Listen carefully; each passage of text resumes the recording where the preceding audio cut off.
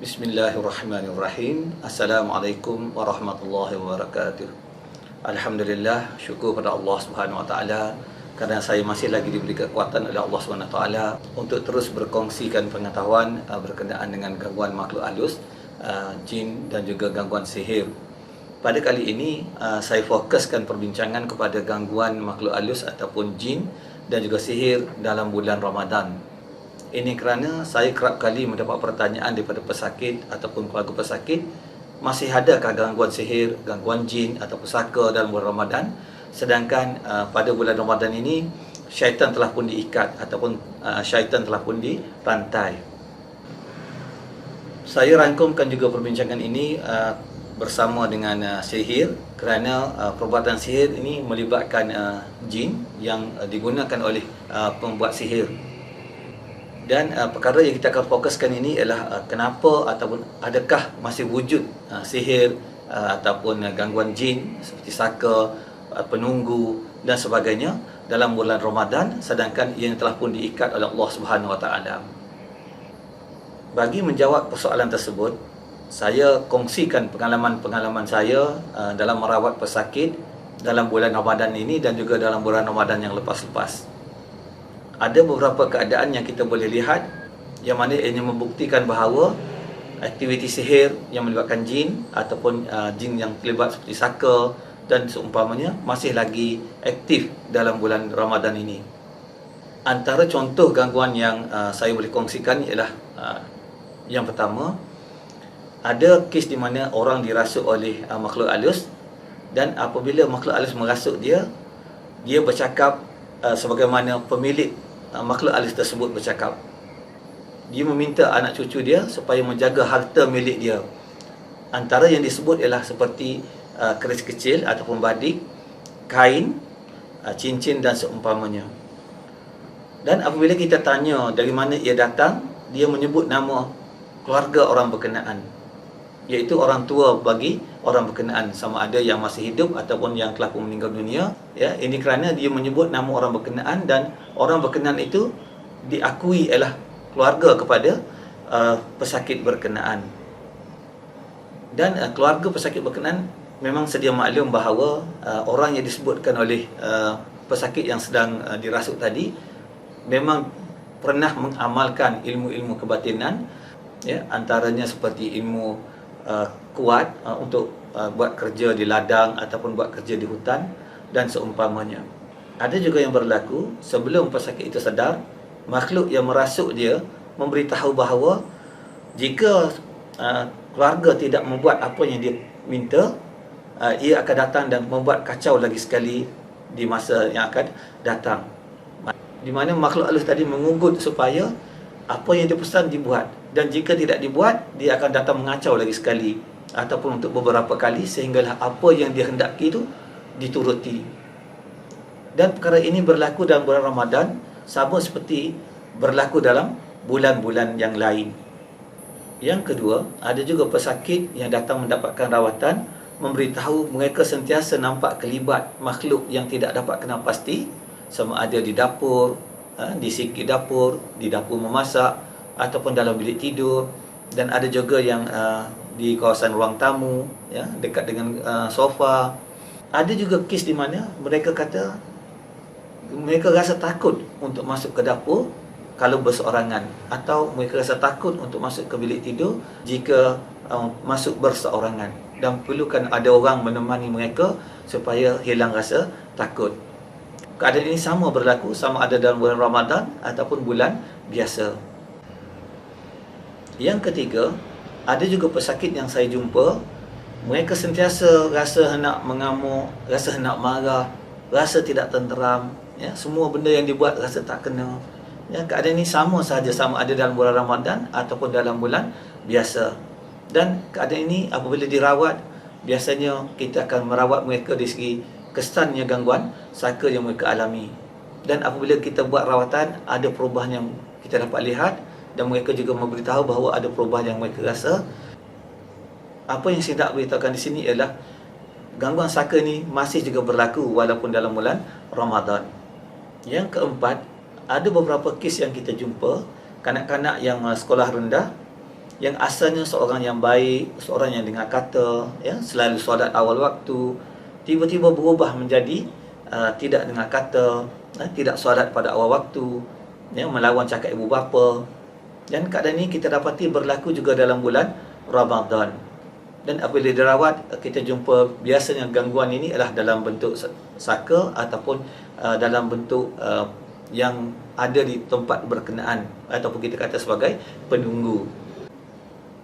Yang kelima, saya juga terima pesakit yang membawa anak-anak mereka, ya, dalam kalangan umur 3 hingga 4 tahun dan ada juga sampai 7 tahun, yang mana mengikut keluarga mereka, anak-anak mereka ni bermain seperti seolah-olah mereka bermain dengan kawan-kawan, sedangkan mereka hanya berseorangan. Dan ada kalanya anak mereka ni melihat pada suatu sudut ataupun menunjuk ke arah sesuatu sudut seolah-olah ada sesuatu di sana. Dan ada juga yang beritahu kepada ibu bapa mereka ada uncle di sana ataupun ada aunty di sana. Dan ada juga yang beritahu ada kawan-kawan dia ajak dia bermain. Dan apabila mereka bermain, kalau kita perhatikan mengikut ibu bapa mereka, anak-anak ini bermain seolah-olah mereka sedang bermain dengan kawan-kawan mereka. Dan keadaan ini kalau kita lihat mengikut ibu bapa mereka berlaku sama juga seperti bulan Ramadan dan juga bulan-bulan biasa.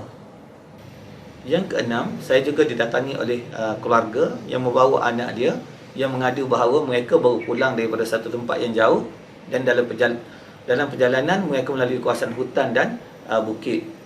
Dan masalah yang mereka hadapi adalah anak mereka yang sebelum ini tidak ada masalah dari segi perangai ataupun kalau kita kata seorang yang dengar kata, tiba-tiba jadi tidak dengar kata, melawan cakap ibu bapa, bergaduh dengan adik-beradik yang lain dan sukar untuk dikawal.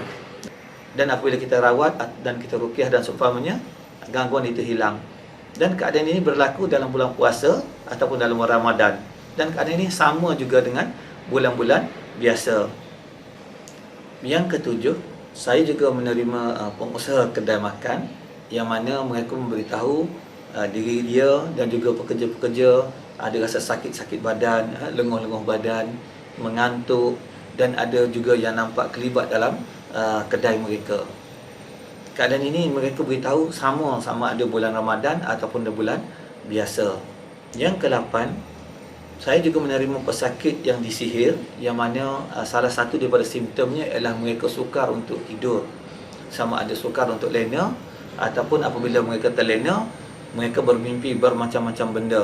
Yang bermimpi nampak ular, ada yang nampak macam anjing hitam, ada yang nampak beruk hitam, ada yang nampak beruang, ada yang nampak seperti benda yang tidak dikenal pasti, ya, yang menakutkan. Dan keadaan ini mereka beritahu sama sahaja sama ada bulan Ramadan ataupun bulan yang biasa. Yang ke-9, saya juga menerima pesakit yang mana apabila mereka tidak sedar, mereka bercakap dalam bahasa bukan bahasa yang asal mereka selalu bercakap, ya. Ada yang bercakap dalam dialek bahasa lain dan ada yang bercakap dalam bahasa asing terus yang tidak pernah kita dengar. Dan keadaan ini saya jumpa sama sahaja sama ada bulan Ramadan ataupun bulan biasa. Daripada keadaan-keadaan di atas, kita boleh buat rumusan bahawa gangguan makhluk halus ini sama ada yang berbentuk saka ataupun jin ataupun yang sihir, kerana ia juga melibatkan jin, masih berlaku dalam bulan puasa ataupun bulan Ramadan. Dan penerangan di atas boleh menjelaskan kepada orang ramai bahawa dalam bulan Ramadan, walaupun syaitan-syaitan itu telah pun diikat, tetapi gangguan-gangguan itu masih lagi berlaku. Dan berbalik pada isu syaitan itu diikat, saya ingin kongsikan sedikit pengetahuan saya berkenaan dengan perkara tersebut. Sebagai langkah pertama, eloklah kita fahami apa bezanya antara jin, iblis dan syaitan. Ya. Iblis ialah sebahagian daripada jin, dan sebagaimana jin-jin yang lain, iblis juga berasal daripada api. Sebagaimana kalau kita bandingkan manusia yang berasal daripada tanah. Manakala syaitan pula berujuk pada perkataan Arab yang menggambarkan sesuatu yang jahat ataupun orang yang berbuat jahat ataupun benda yang berbuat jahat. Oleh itu, syaitan ini lebih kepada panggilan ataupun gelaran, berbanding dengan jin tadi, ia lebih kepada satu bangsa ataupun satu kaum ataupun spesies. Dalam Al-Quran banyak disebut bahawa syaitan itu boleh terjadi ataupun boleh terdiri daripada kalangan manusia ataupun dalam kalangan jin. Dan ketua kepada syaitan itu ialah iblis. Berbalik pada persoalan syaitan itu dirantai ataupun syaitan itu diikat dalam bulan Ramadan, syaitan yang dirantai ialah syaitan yang kuat ataupun syaitan yang degil. Jadi ini kalau kita kata syaitan-syaitan itu merupakan ketua-ketua kepada syaitan-syaitan yang lain. Oleh itu, syaitan-syaitan yang lemah tidak dirantai ataupun jin-jin yang lemah tidak dirantai. Ya. Dan bagi yang tidak dirantai inilah yang sentiasa berkeliaran ke sana kemari, dan yang inilah yang menyebabkan gangguan daripada makhluk halus berlaku. Sama ada ianya jin yang digunakan oleh penyihir, ataupun jin yang berbentuk saka, ataupun jin yang berbentuk penunggu dan seumpamanya. Saya harapkan dengan penjelasan itu rakan-rakan di luar sana boleh membezakan dan boleh memahami bahawa walaupun syaitan itu dirantai ataupun syaitan itu diikat dalam bulan Ramadan, tidak semuanya syaitan itu diikat ataupun tidak semua jin itu diikat, dan masih lagi ada jin-jin yang berkeliaran, yang itu juga melibatkan kita jumpa gangguan-gangguan oleh makhluk-makhluk halus ini. Berbalik kepada perbuatan sihir tadi, walaupun kita sedia maklum bahawa jin ataupun syaitan telah pun dirantai, tetapi tidak semua perbuatan jahat itu berpunca daripada syaitan. Ada juga perbuatan jahat itu datangnya daripada manusia itu sendiri, yang mana mereka tidak mengambil iktibar daripada bulan Ramadan, ya, agar menjadi seorang yang baik dan membuat amal yang banyak. Tapi sebaliknya, oleh kerana mereka sentiasa dan telah pun terbiasa dengan perangai tersebut, mereka terbawa-bawa dengan perangai yang tidak baik ataupun kelakuan tidak baik sepanjang bulan Ramadan ini. Dan ada juga yang melibatkan membuat sihir ataupun mengupah orang untuk membuat sihir dalam bulan Ramadan. Apa yang penting bagi kita sebagai seorang Islam, kita hendaklah berusaha, ya, beramal, berzikir dan sebagainya, supaya gangguan makhluk halus ini, sama ada sihir, jin ataupun saka ataupun penunggu, tidak mengganggu kita ataupun berjaya kita mengatasi mereka supaya mereka tidak mengganggu kita. Jika tuan-puan mempunyai sebarang pertanyaan, tuan-puan boleh menonton video-video yang ada dalam channel Pusat Rawatan An-Na'am ini. Yang lain antaranya ialah bertajuk berkenaan dengan santau, berkenaan dengan sihir, berkenaan dengan gangguan rumah tangga, berkenaan dengan sihir pada perniagaan dan seumpamanya.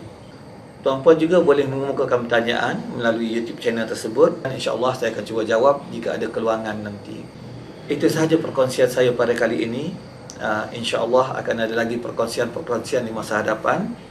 Bagi mengelakkan tuan-puan tertinggal video-video pada masa akan datang, tuan-puan bolehlah menekan butang loceng dan butang subscribe, agar apabila ada video baru yang diupload, tuan-puan akan menerima notifikasinya. Sekian, Assalamualaikum warahmatullahi wabarakatuh.